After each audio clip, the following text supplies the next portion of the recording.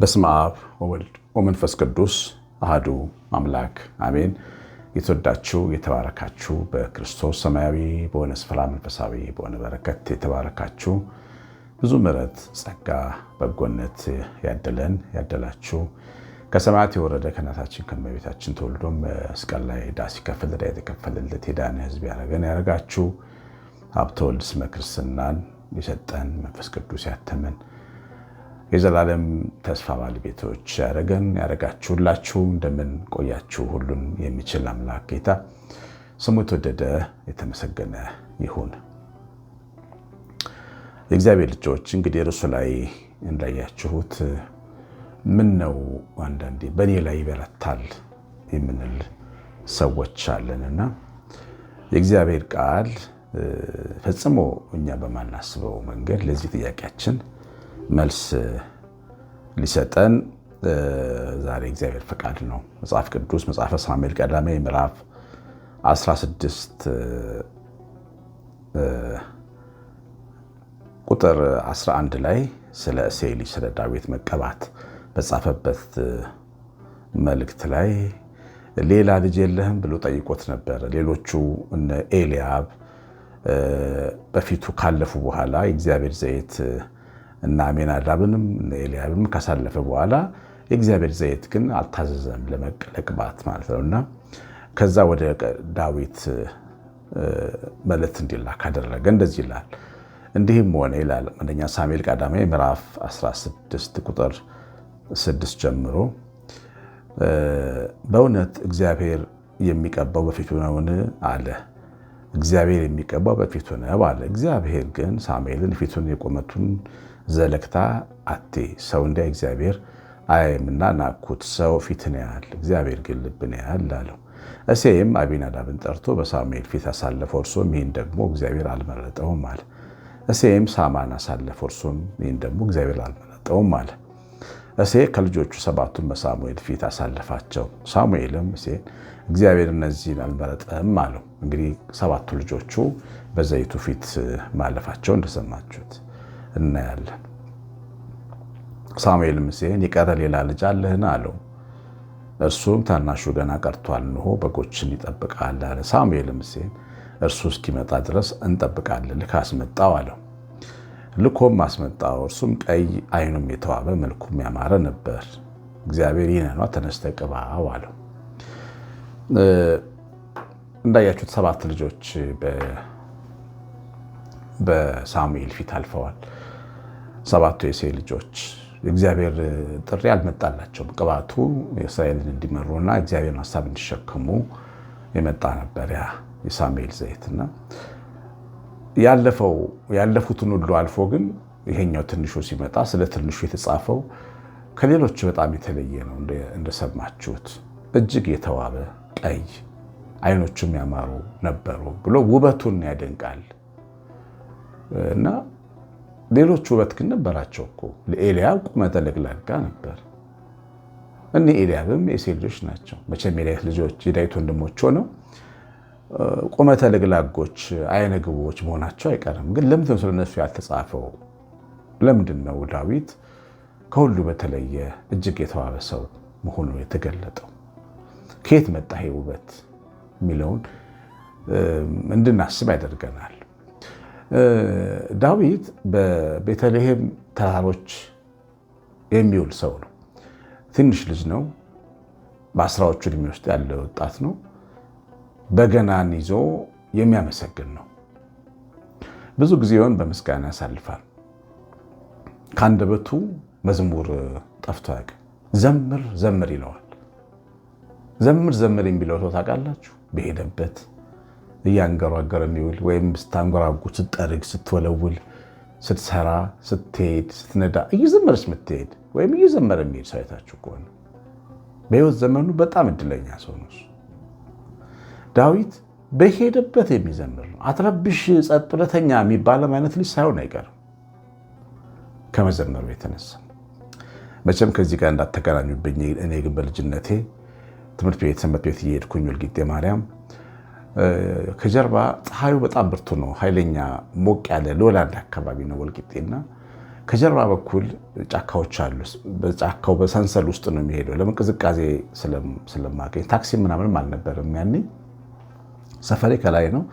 ታች እመቤታችን ለመሄድ በትንሹ 40 ደቂቃ በእግሬ እሄዳለሁ እና ውስጥ ለውስጥ ሰው ቀና ብያ ላይ እየዘመርኩ ነው የሚሄደው እየዘመርኩና አንድ ጊዜ መልእክት መጣ እናቴ ጋር እና አንዲት ነርስ ነችና ለምንድን ነው ማታሳክሙት?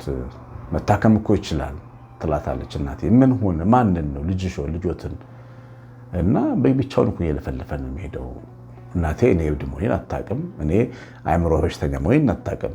እኔ ቤት ውስጥ በስነ ስርዓት የምኖር ነኝ፣ እየዘመርኩ የምገባ የምወጣ ነኝ። ኧረ የለም እሱ እኮ ጤነኛ ልጅ በፍጹም መንገድ ላይ እየለፈለፈ ነው የሚሄደው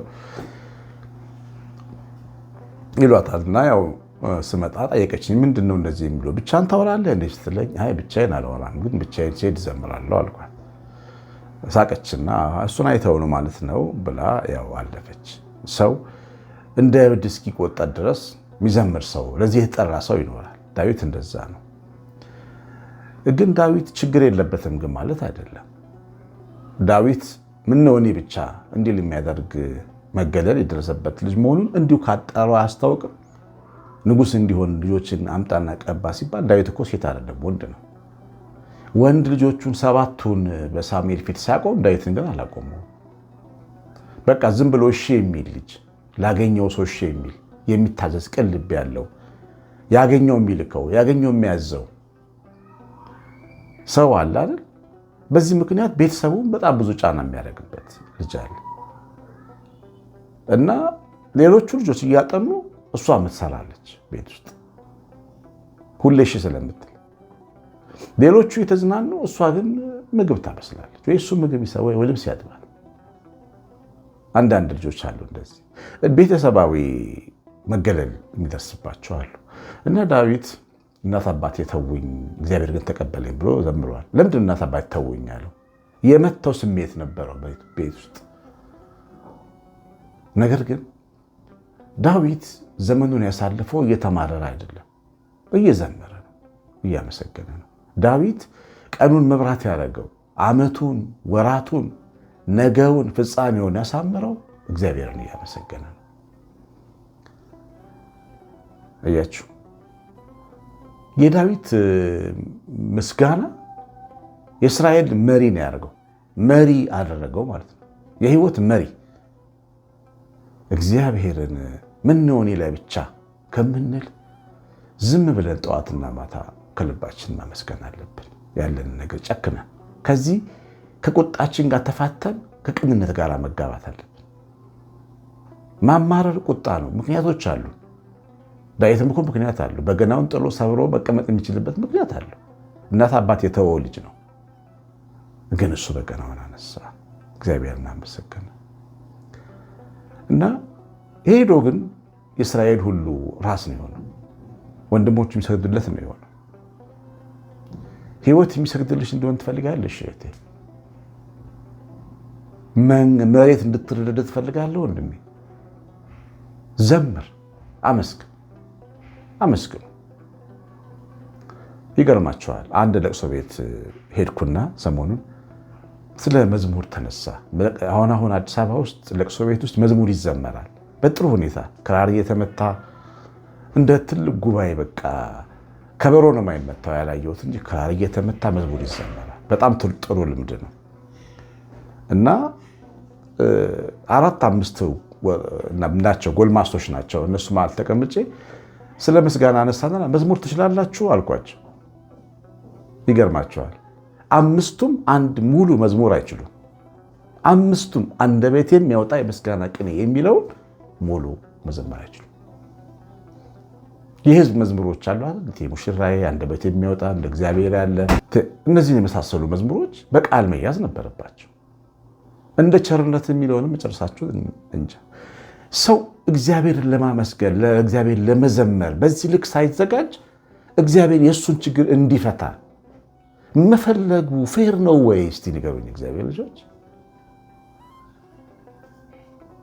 እና ዳዊት ብዙ መዝሙሮች ዘምሯል። ይሄ ከ150 በትንሹ ወደ 100 የሚሆነው 98 አካባቢ የቅዱስ ዳዊት መዝሙር ነው። እነዚህን ሁሉ መዝሙራት የዘመረው በደስታ በተጥላቀ እንዳይመስላችሁ በመርሳትም በችግርም በጎድለትም በትግልም በጦርነትም በስደትም ጊዜ ነው። በስደት ጊዜ ዳዊት መዝሙር ምስጋና ነው። በስደት ጊዜ ምስጋና ነው። በልጁ ባሳደደው ጊዜ ምስጋና ነው። ሳውል ጦር በወረወረበት ጊዜ ምስጋና ነው። ግን ጦር ሲመታው ግን አታዩም። ዘማሪው ዳዊት ጦር አልመታው። የተወረወረበት ቀስት አልነካው።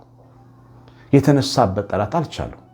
ዳዊትም እድሜ ጠግቦ ከብሮ ሞተ ነው የሚለው እግዚአብሔር ልጆች። እና ፊት መሆን የምንፈልግ በህይወታችን ፊት መሆን ከቤተሰቦቻችን፣ ከዘመዶቻችን፣ ከስራ ባልደረቦቻችን ፊት የተሻለ ቦታ መቀመጥ የምንፈልግ ሰዎች ማመስገንን መልመድ መቻል አለብን። ማመስገን ራስ ፊት ብቻ አይደለም፣ ውበትም ነው የሚሆነው። ቁንጅና እጅግ የሚያምር ፊት ይዛ አንድ ሴት የምታክተመትም ከሆነ የምትማረር ከሆነ ማንም ሰው አያት። የኔ እድለ ሰባራ ነኝ፣ እኔ እንዲህ ነኝ፣ እኔ እንዲህ ነኝ የምትል ማንም ሰው ለትዳር አይፈልጋት። ማንም ሰው። አንዲት ሴት ደወለችልኝና ረዥም ሰዓት ኮምፕሌን ያደረገች እግዚአብሔር ላይ በጣም እንደምታዝን በአምላኳ ላይ የተሰማኝ ከንግግሯ እና መዝሙር እንድሰራላት ነው የፈለገችው። ይገርማችኋል፣ እኔ አምላኬ ያዘኛል ማለት በልቤ ውስጥ መዝሙር ይሰጠኛል። ለሰው መዝሙር ልሰራ ስነሳ በቃ ያመጣልኛል። እምቢ አለኝ። ይገርማል፣ እምቢ አለኝ። ይገርማችኋል፣ ልጽፍ ሞከርኩ። ለዛች ልጅ መዝሙር መጻፍ አልቻልኩም። እጅግ ቆንጆ ድምፅ ይዘው እምቢ የሚያጉረመርሙ ሰዎች ዘማሪ መሆን አይችሉም። እጅግ ውብ ሆነው እጅግ ያማሩ ሆነው ግን እጅግ ውቦች ናቸው፣ ቆንጆች ናቸው ተብለው ሊመሰገኑ አይችሉም። እና ሚስት ሆነች ለምሳሌ ሁሌ ኮምፕሌን ባልሽን፣ ሰውን፣ ቤተሰብን፣ ልጆችን፣ ኑሮን፣ ገበያን፣ እግዚአብሔርን የምታማረሪ ከሆነ ባልሽ አንቺን የኔ ቆንጆ ብሎ ሊያመሰግንሽ አይችልም ነው አይልሽም። አንተም እንዲህ ወንዱ እንዲህ ከሆንክ ሚስት የኔ ጀግና የኔ ብርቱ አትልም። ከየት አምጥታ ትላለች? ምስጋና ነው ለሰው ሞገስ። የዳዊት አይኖች የተዋቡ እንዲሆኑ ያደረጋቸው ምስጋና ነው። የዳዊት ፊት እጅግ ያማረ ነው ብሎ ጸሐፊው እንዲገልጸው ያደረገው መዝሙሩ ነው። ውበት ነው። ባለፈው አልተማርንም? ጥቁር ነኝ ግን ውብ ነኝ፣ ፀሐይ መልኬን አክስሎታል፣ እኔ ግን ውብ ነኝ። ምስጋና ነው ውብ የሚያደርገው። እያችሁ እያክተመተመን በስራ ቦታ ላይ የተሻለ ቦታ ላይ አናገኝም። እኔ ምን ነው የኔ ነገር ምን ነው የኔ ነገር ምን ነው እያልን እንዲሁ ህይወታችን ጥያቄ ሆኖ ነው የሚቀጥለው። እግዚአብሔርን ማመስገን ያስፈልጋል። ዝም ብሎ በአፈም ብቻ መዘመር ያስፈልጋል። መዝሙር ትልቅ መሳሪያ ነው።